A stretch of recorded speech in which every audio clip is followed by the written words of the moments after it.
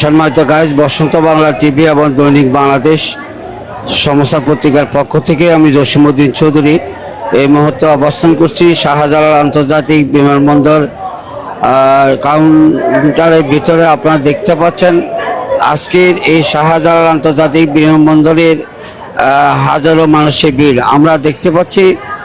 যারা বিদেশ থেকে এই মুহূর্তে ল্যান্ড করে দেশাবাড়িতে নেমেছেন তাদের জন্য কিছু আপনজন দর্শক তারা অপেক্ষা করছেন। আবার যারা এই দেশ থেকে বাইরে যাবেন তাদের পাশেও কিছু আত্মীয় স্বজন আপনজন তারা তাদেরকে বিদায় জানানোর জন্য এখানে অবস্থান করছেন। সত্যিকার অর্থে একদিকে আনন্দের, অন্যদিকে অত্যন্ত করুণ স্মৃতি বিজড়িত এই মুহূর্তটুকু।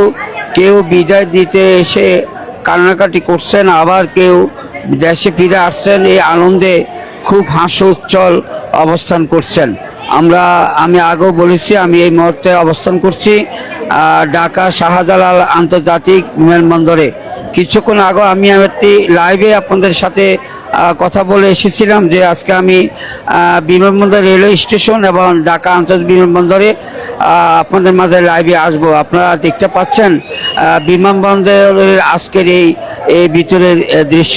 সম্ভবত কাজ আমরা অধিক সময় শুনে এসেছিলাম যে এই বিমানবন্দরে যারা আমাদের বিদেশ থেকে যেসব ভাইরা বিমানবন্দরে এসে তাদের বিভিন্ন ধরনের দ্রব্যমূল্য, বাড়ির জিনিসপত্র, স্বর্ণালংকার, ঘড়ি এবং বিভিন্ন ধরনের প্রসাধনী তারা হারিয়ে ফেলেন। আমরা প্রশাসনের উদ্দেশ্যে বলবো এই ধরনের কোনো কাজ যেন বিমানবন্দরে আর কখনো না হয়, প্রশাসন সেদিকটি একটু লক্ষ্য রাখবেন। সম্মানিত গাইজ, যারা বিদেশ থেকে এসেছেন তাদেরকে মহান আল্লাহ পাক যেন সুস্থভাবে বাড়িতে ফেরার ব্যবস্থা করেন। আবার যারা দেশের থেকে বিদেশ যাবেন মহান রাব্বুল আলামিন যেন তাদেরকেও সঠিকভাবে নির্ভুলভাবে আবার কোনো এক সময় নতুন কোনো অঙ্গনে নতুন কোনো দৃশ্য নিয়ে আপনাদের মাঝে আসার চেষ্টা করব। সেই পর্যন্ত আপনারা সবাই ভালো থাকবেন, সুস্থ থাকবেন।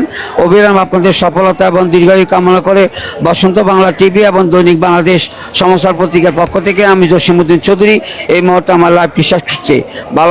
ভালো থাকবেন, সুস্থ থাকবেন। জসিমউদ্দিন চৌধুরী, আন্তর্জাতিক শাহজালাল বিমানবন্দর, ঢাকা।